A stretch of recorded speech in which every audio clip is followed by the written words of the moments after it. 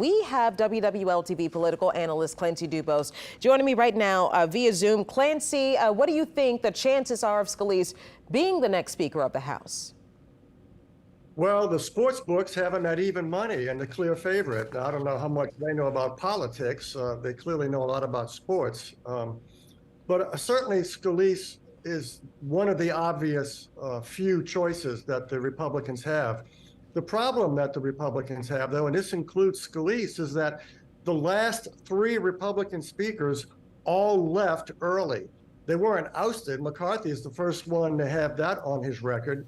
But John Boehner grew frustrated and retired. Paul Ryan grew frustrated. And so it's been a real rocky road for the Republicans because the Republican delegation in Washington, the whole caucus, is split. You've got traditional Republicans who are moderates and conservatives, and then you've got the hard right wing, which includes the Matt Gaetzes and the Boeberts and the hard right folks that even some Republicans call the crazies.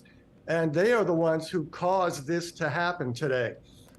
So it really depends on where the vast majority of the Republican caucus wants to go and how they want to handle things from here on forward.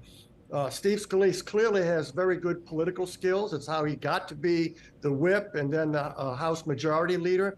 He's well liked. He's got great people skills among members, and he has pretty decent crossover ability from his longstanding friendship with former Congressman Cedric Richmond and current Democratic Congressman from Louisiana, the only Democrat from Louisiana, Troy Carter. So, it's possible that he could work something out with Democrats. It's possible he could pull the Republicans together, or the caucus could decide to go in another direction. It remains to be seen, but I'm hearing that Scalise is making phone calls tonight. He clearly wants it. And, he's got a very good shot if he goes after it. Well, someone else who was mentioned by Gaetz is Mike Johnson. Do we think he has a chance? What did sportsbooks say about that one? I don't know what sportsbooks said, but Johnson is a very conservative guy, but he is not as much of a firebrand as, say, Matt Gaetz or Marjorie Taylor Greene. He's a very intelligent guy, very, very likable, very soft-spoken, but very conservative. And he's a potential... I don't think he would break out of the gate right away.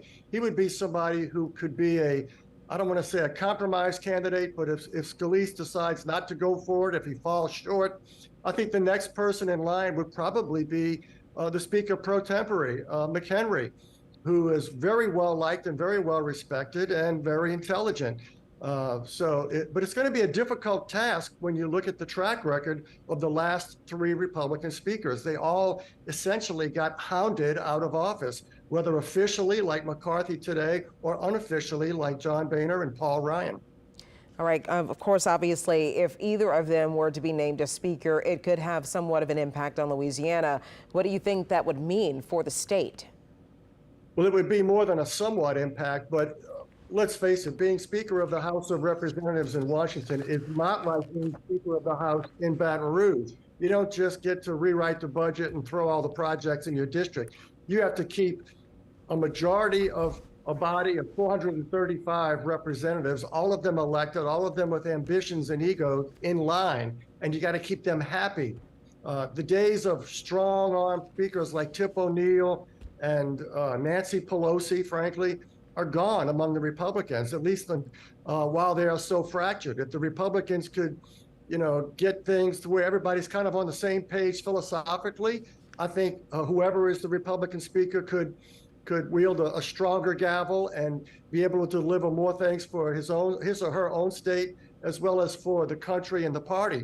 But right now, whoever gets it, obviously, whether it's Steve Scalise or someone else in Louisiana, that person could do great things for Louisiana, but it could not be the first priority because it would cause a rebellion within the ranks of the GOP. They frankly, if whoever the next Republican Speaker is going to have bigger fish to fry than just bringing home the bacon. All right, our political analyst Clancy, Clancy, thank you so much for joining us, and we will